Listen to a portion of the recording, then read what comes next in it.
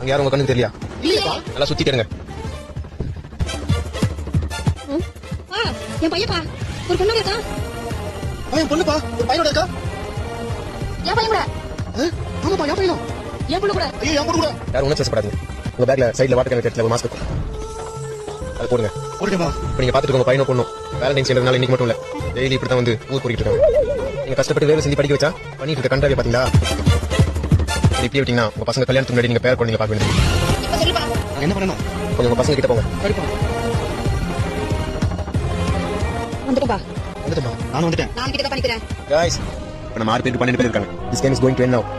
எல்லாரும் உங்க bag open பண்ணி பாருங்க. தொடப்பா. தொடப்பா இருக்குப்பா.